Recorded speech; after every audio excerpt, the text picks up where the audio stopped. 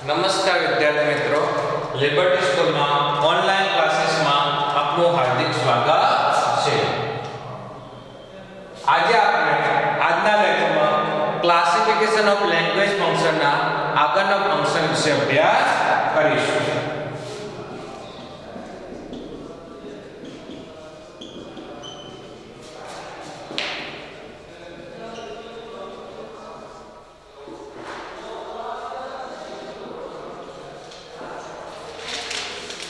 તો મિત્રો ધ્યાન આપજો, આપણે અગાઉના લેક્ચરમાં કે એક્સપ્રેસિંગ કોન્ટ્રાસ્ટ અને ઓપનિંગ સજેશન વિશે અભ્યાસ કર્યો હતો, જ્યારે આજના લેક્ચરમાં આપણે એક્સપ્રેસિંગ ચોઇસ વિશેના ફંક્શન વિશે અભ્યાસ કરીશું.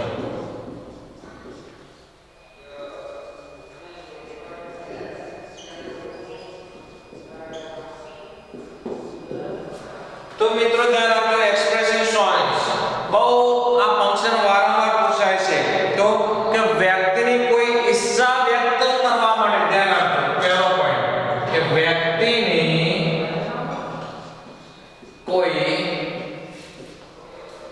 ઈચ્છા વ્યક્ત કરવા માટે આ ફંક્શનનો ઉપયોગ થાય છે.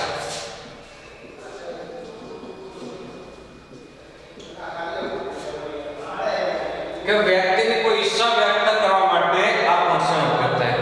ખાસ કરીને ધ્યાન કે ખાસ કરીને તે વ્યક્તિનું કોઈ કાર્ય સંતોષકારક ન થયું હોય અને તેના વિકલ્પ સ્વરૂપે બીજું કંઈ તે કરી શક્યો હોય તે પ્રકારની ઈચ્છા વ્યક્ત કરવા માટે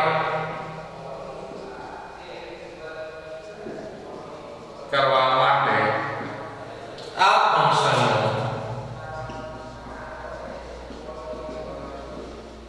ઉપયોગ થાય છે. તો સમજીએ, ધ્યાન આપજો કે એક્સપ્રેસિંગ ચોઇસ એની ડેફિનેશન શું? વ્યક્તિની કોઈ ઈચ્છા વ્યક્ત કરવા માટે આ ફંક્શનનો ઉપયોગ થાય છે. ખાસ કરીને તે વ્યક્તિનું કોઈ કાર્ય સંતોષકારક ન થયું હોય અને તેના વિકલ્પ સ્વરૂપે બીજું કાંઈ તે કરી શક્યો હોય તો તે પ્રકારની ઈચ્છા વ્યક્ત કરવા માટે આ ફંક્શનનો ઉપયોગ થાય છે. ખાસ કરીને એમાં લેંગ્વેજ એલિમેન્ટ રૂપે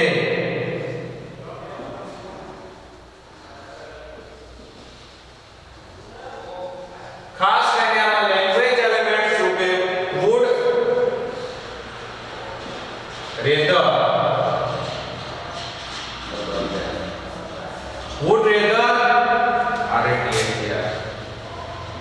રેધર તો તેમનો આ બે લેંગ્વેજ એલિમેન્ટ તરીકે ઉપયોગ થાય છે. શું કીધું કે ધ્યાન આપજો, વુડ રેધર સેન્ટેન્સ ની અંદર વુડ રેધર કે ધ્યાન આપ્યું હોય ત્યારે ફક્ત એક્સપ્રેસિંગ ચોઇસ કીધું, અલ્ટરનેટિવ ચોઇસ નહીં કીધું. કઈ કીધું? Expressing choice.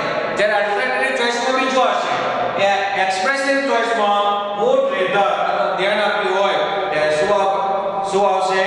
વુડ રેધર ધ્યાન આપ્યું હોય ત્યારે એક્સપ્રેસિંગ ચોઇસ આવશે. ધ્યાન આપજો, I would rather walk than go by car with my brother. I would rather walk than go my car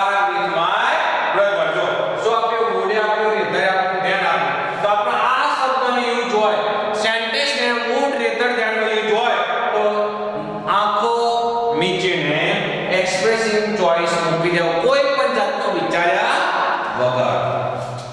બીજું જોઈએ, I would rather get punished by my father than by mother.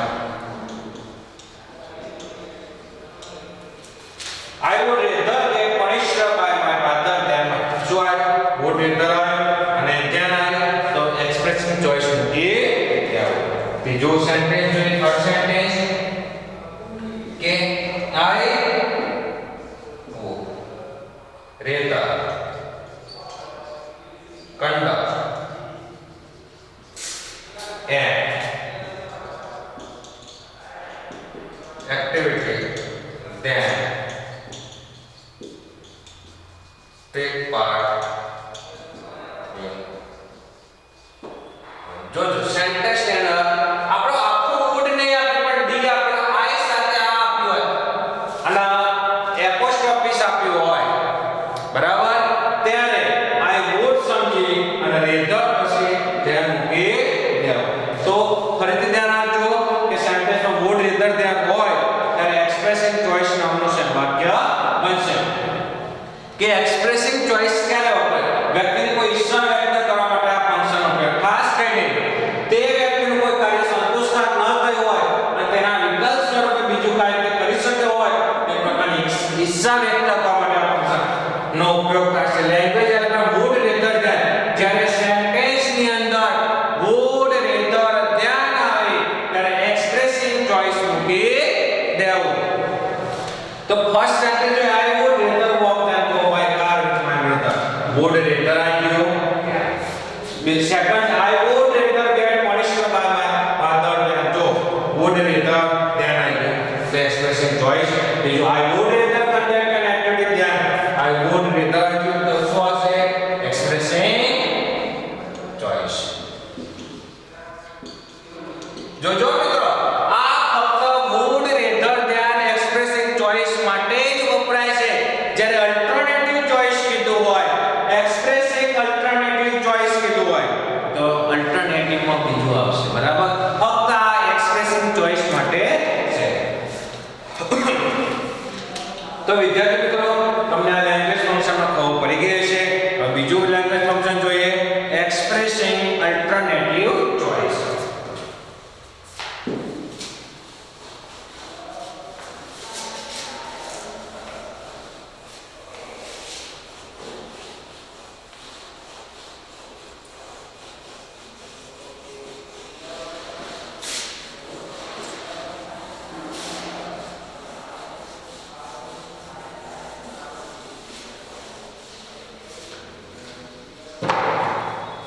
જોઈએ expressing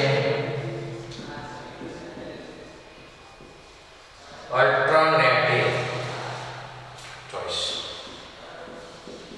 હવે આપણે alternative contract વિરોધાભાસ, alternate કાં તો coffee કાં તો ટી, આવા અલ્ટરનેટ શબ્દ આપ્યા હોય, either or, neither nor, either neither, આવા શબ્દ યુઝ થાય. ટૂંકમાં either or, neither nor, either neither વાક્ય સેન્ટેન્સમાં આપ્યા હોય તો એક્સપ્રેસિંગ અલ્ટરનેટિવ ચોઈસ આવે. આટલું વિચાર લેવાનું.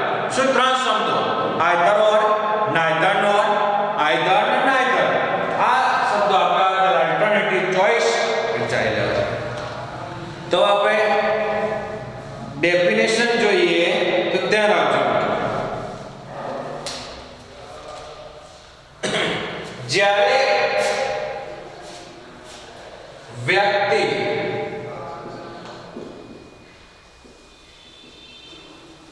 તેને દર્શાવવામાં આવેલી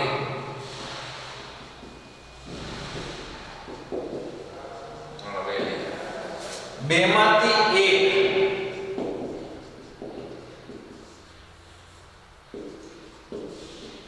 અથવા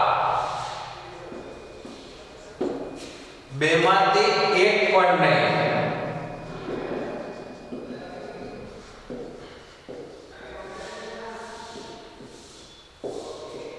બેમાંથી એક અથવા બેમાંથી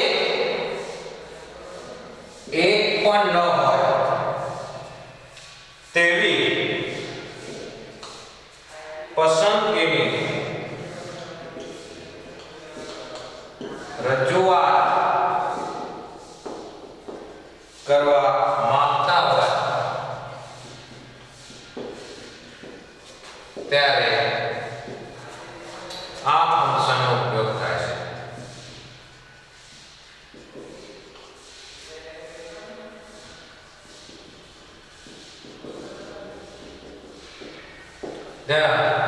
કે જ્યારે વ્યક્તિ તેને દર્શાવવામાં આવે બેમાંથી એક અથવા બેમાંથી એક પણ ન હોય તેવી પસંદગીની રજૂઆત કરવા માંગતા હોય ત્યારે એક્સપ્રેસિંગ અલ્ટરનેટિવ ચોઇસ નામના ફંક્શનનો ઉપયોગ થાય છે.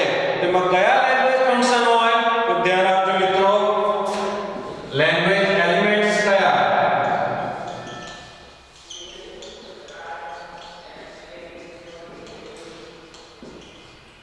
ટૂંકમાં સેન્ટેન્સમાં either or neither or either કે નાઇધર આવે ત્યારે અલ્ટરનેટિવ ચોઇસ મૂકી દેવાનું. Either or neither.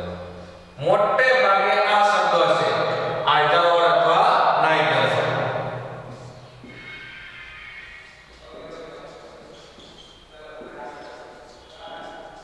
બરાબર છે મિત્રો. ધ્યાન language એલિમેન્ટ્સમાં alternative ચોઇસમાં either or neither નોર મોટે ભાગે વર્ડ્સ હશે તો આઇધર અથવા નાઇધર છે.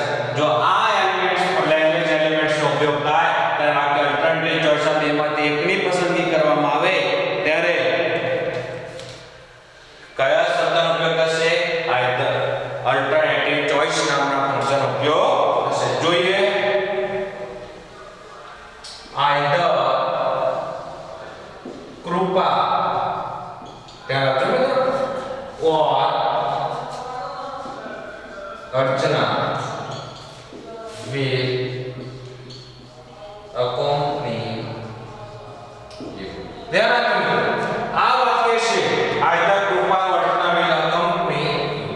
હવે કૃપા તો અર્ચના બેમાંથી એકની પસંદગી કરવાની છે. બેમાંથી એક છે અને આઇધર શબ્દનો યુઝ થયો વર્ડ્સનો યુઝ થયો એટલે એક્સપ્રેસિંગ અલ્ટરનેટિવ ચોઇસ આવે. શું આવશે મિત્રો?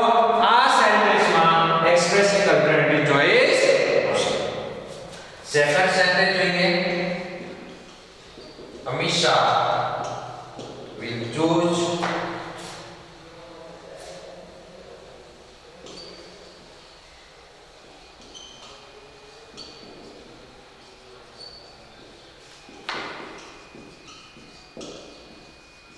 જો અમિતા છે તો Amita will choose either of these. એ ઘણી બધી બુકો માટે અમીશાને એક બુક ચૂઝ કરવાની છે. આઈધર વિકલ્પ આપવામાં આવે.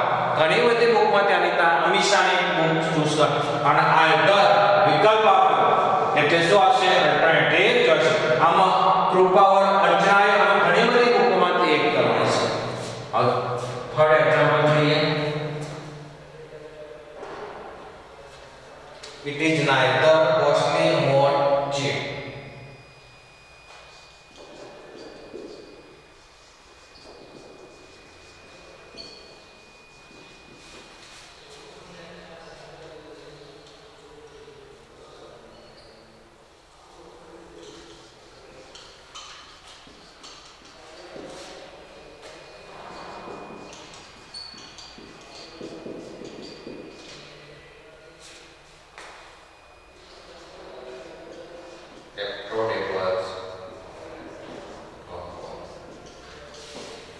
જો આમાં પણ નાઇધર નોર વર્ડ્સનો યુઝ થઈ ગયો. ટૂંકમાં either or neither nor either કે નાઇધર કોઈ બી વર્ડ્સનો યુઝ થાય તો alternative choice. It is neither costly nor cheap. જો બે ઓપ્શન કોસ્ટલી અથવા cheap. I mean it is affordable or કેટલા ટૂંકમાં બે કાં તો બેમાંથી એક કે ને નાઇધર એટલે નકારમાં વપરાય નાઇધર અકારમાં વપરાય કે બેમાંથી એક ને આપણે વેટ કરવા કે જ્યારે વ્યક્તિ તેને દર્શાવવાને બેમાંથી એક અથવા બેમાંથી એક પણ ન હોય તે પસંદ રજૂઆત કરવા માંગતા હોય ત્યારે અલ્ટરનેટિવ ચોઇસ. જો આમાં એક પણ